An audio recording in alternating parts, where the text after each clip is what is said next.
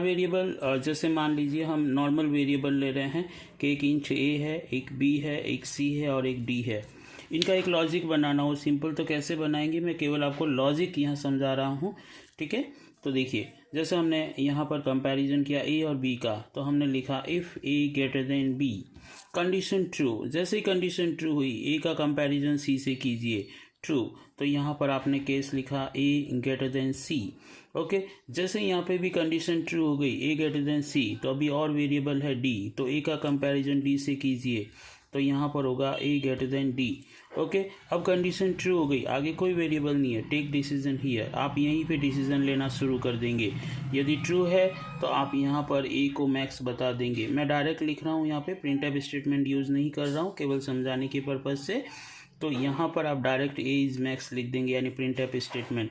और यदि ये फॉल्स होता तो इस इफ का एल्स पार्ट यहाँ लिखते और डी को हम यहाँ मैक्सिमम बता देते कि डी इज़ मैक्स। ओके, अब एक तरह से देखें तो ये पूरा का पूरा ऑप्शन यानी जो पार्ट है वो कंप्लीट हो गया आपका।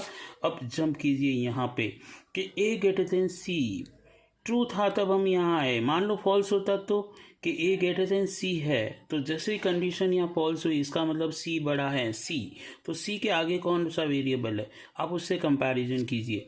तो ए ग्रेटर देन सी, इस इफ का एल्स पार्ट यहाँ पर आया, ये एल्स आपने यूज किया, एल्स में यहाँ पर आए तो आपने इफ कंडीशन लिखी वापस से, क्योंकि सी बड़ा था तो सी के आगे वेरिएबल डी है, तो कंपैरिजन होगा C greater than D. Okay, condition true है, यस, आगे कोई वेरिएबल नहीं है, टेक डिसीजन हियर, आप यही डिसीजन ले लीजिए, ट्रू है then C is max. Okay, और यदि फॉल्स होता तो इसी का एल्स पार्ट और यहाँ पर आप लिख देते डी इज मैक्स। ओके, अब एक तरह से देखें तो ये पूरा कंप्लीटली ब्लॉक आपका ख़त्म हो गया।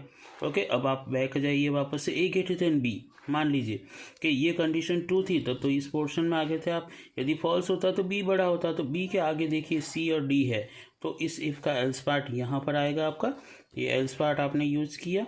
ओके, और एल्स के अंदर आपने वापस इफ कंडीशन, एल्स में आए तो इसका मतलब बी बड़ा था, तो बी के आगे कौन है अभी देखिए सी है, तो सी से कंपैरिजन किया, B greater than C, yes condition true, तो ट्रू है तो देखिए अभी डी भी है, तो बी का अब कंपैरिजन डी से होगा, तो यहाँ पर इफ, तो यहाँ पर हो जाएगा बी ग्रेटर देन डी। और कंडीशन ट्रू है, देखिए आगे कोई वेरिएबल नहीं है अब यहाँ पर किसी तरह का, तो कोई वेरिएबल नहीं है, तो आप यहीं पे अपना डिसीजन लेना शुरू कर देंगे कि yes B is max. Okay, और यदि फॉल्स होता तो इसका एल्स पार्ट और यहाँ पे आ जाता आपका डी इज मैक्स। ओके, अब देखिए ये कम्प्लीटली पार्ट कंप्लीट हो गया। अब इसी का एक बार बैक स्टेप जाइए वापस से। ओके, बी ग्रेटर देन सी के कंडीशन ट्रू के केस में तो ये हो गया, फॉल्स होता तो क्या होता, सी बड़ा होता। अच्छा, तो सी बड़ा होता तो सी के आगे कौन सा वेरिएबल अभी डी। ओके, तो यहाँ पर एल्स पार्ट आता है इसका, ये एल्स पार्ट, और एल्स के अंदर आप इफ कंडीशन देते, सी आगे डी था उसमें, तो D greater than C greater than D. Okay, condition true, आगे कोई नहीं है, डी के आगे ई या एफ नहीं है, तो यही डिसीजन ले लेंगे और सी इज़ मैक्स। ओके, और यदि ये फॉल्स होता तो ये इसका एल्स पार्ट यहाँ लिखते और यहाँ पर डी इज़ मैक्स। ओके, कुछ इस तरह से।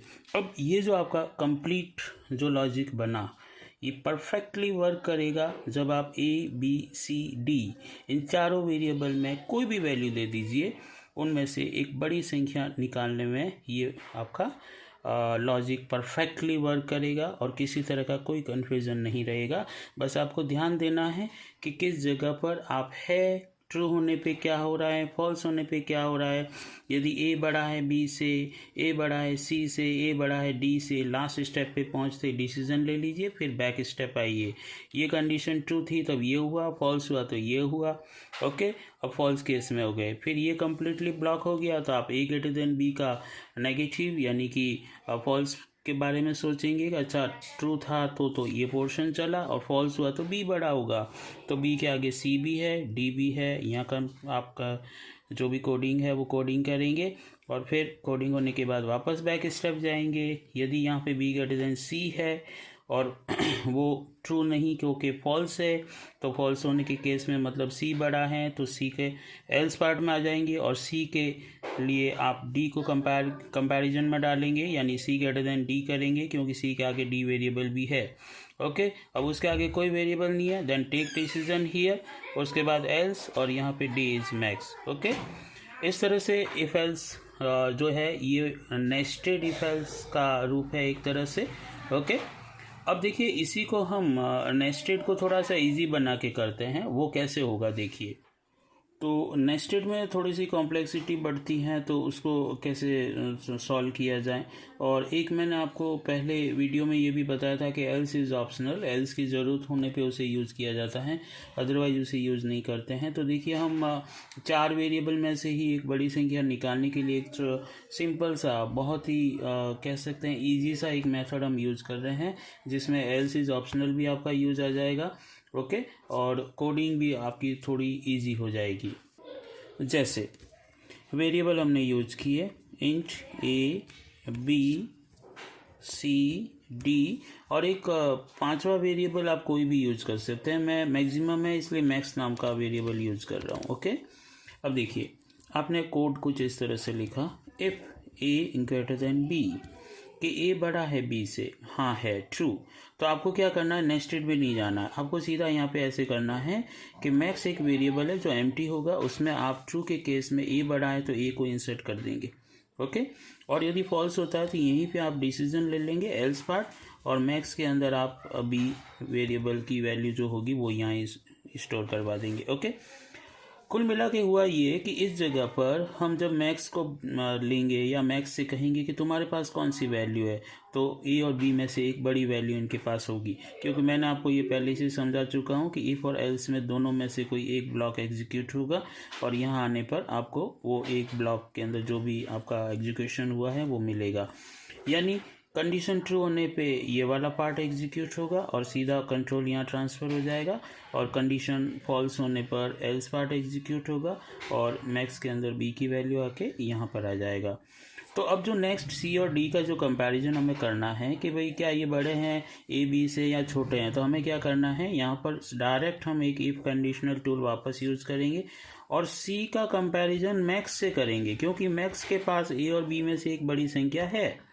ओके, तो सी ग्रेटर देन मैक्स, कि सी बड़ा है मैक्स से, कहाँ है, तो हम यहाँ क्या करेंगे, मैक्स के अंदर सी की वैल्यू स्टोर करवा देंगे, क्योंकि मैक्स का एक ही काम है, मुझे बड़ी संख्या चाहिए। मैक्स ये कहता है कि मुझे बड़ी संख्या चाहिए, तो ट्रू होते ही मैक्स क्या करेगा, सी की वैल्यू एक्सेस कर लेगा और बाकी दोनों ए और बी में से जो वैल्यू उसके पास थी वो ओवरराइट हो जाएगी सी की वैल्यू से। एल्स पार्ट लिखने की ज़रूरत ही नहीं है, इसलिए नहीं ज़रूरत है क्योंकि सी ग्रेटर देन मैक्स है, तो हमने कह दिया मैक्स के अंदर सी आ जाना चाहिए। लेकिन यदि ऑलरेडी वो छोटा है सी मैक्स से, तो हमें तो मैक्स में बड़ी संख्या चाहिए, तो हम एल्स पार्ट यहाँ नहीं लिखेंगे और एल्स यहाँ एक तरह से ऑप्शनल हो जाएगा। ओके, तो नेक्स्ट हम क्या करेंगे, एक और इफ स्टेटमेंट यूज कर लेंगे और जो आगे डी है, डी का कंपैरिजन मैक्स से कर देंगे कि D greater than max. Okay, इस तरह से तो डी ग्रेटर देन मैक्स हो गया आपका। तो अब ये कंडीशन यदि ट्रू हो गई तो यहाँ पर भी हम यही कहेंगे कि मैक्स के अंदर डी आ जाना चाहिए, क्योंकि हम चाहते हैं मैक्स में डी हो, तो डी बड़ा है मैक्स से।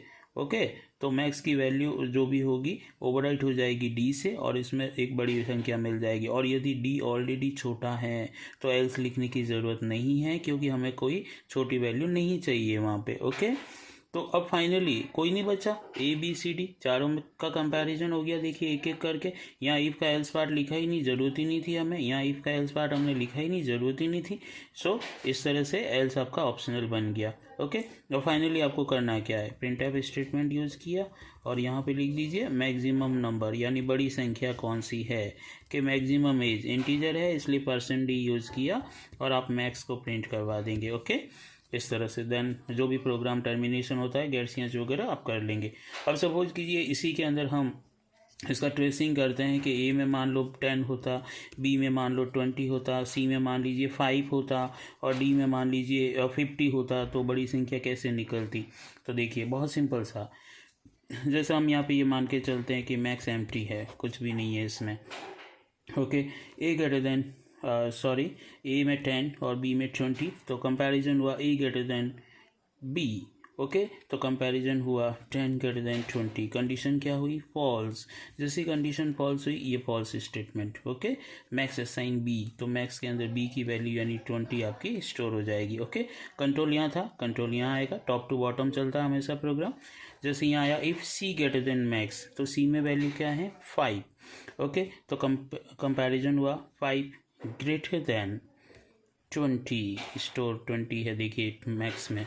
तो यहाँ पे क्या हुआ, जो कंपैरिजन हो रहा है वो कंडीशन क्या बनी, फॉल्स हुई, ये फॉल्स।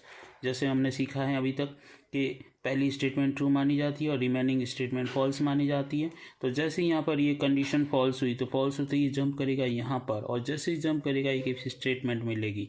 तो यहाँ हुआ D greater than max, D में है 50, ओके। तो 50 ग्रेटर देन मैक्स में ऑलरेडी 20 है, ओके। तो 50 ग्रेटर देन 20, कंडीशन क्या हुई, ट्रू। जैसे ही कंडीशन यहाँ ट्रू हुई, ओके, मैक्स असाइन डी, तो मैक्स के अंदर जो वैल्यू थी 20 वो ओवरराइट होके क्या बन जाएगी, 50 डी की वैल्यू से, ओके। उसके बाद नॉर्मल प्रोग्राम आपका एग्जीक्यूट होगा, print F maximum is max, max में आपको value 50 and 50 is the maximum, okay. तो इस तरह से आपका जो नेस्टेड इफ एल्स के अंतर्गत जो एक कह सकते हैं कि कॉम्प्लेक्सिटी होती है, उस कॉम्प्लेक्सिटी को आप रिड्यूस कर सकते हैं यूजिंग अनदर वेरिएबल, या हम कह सकते हैं एक एक्स्ट्रा वेरिएबल यूज करके हम इसको इजी वे में कर सकते हैं। सपोज कीजिए 3 वेरिएबल होते तो ये आपका यहीं तक चलता और यहीं पे मैक्सिमम बता देता। मान लीजिए 5 वेरिएबल होते तो यहाँ पर डी मैक्स हुआ, इसी तरह से ई ग्रेटर देन मैक्स हो जाता, फिर प्रिंट एफ यूज़ कर लेते, ओके। तो मुझे लगता है कि आपको ये वीडियो पसंद आया होगा और काफ़ी कन्फ्यूजन्स जो रहते हैं नेस्टेड इफ एल्स के अंदर वो भी आपके क्लियर हुए होंगे। Thank you.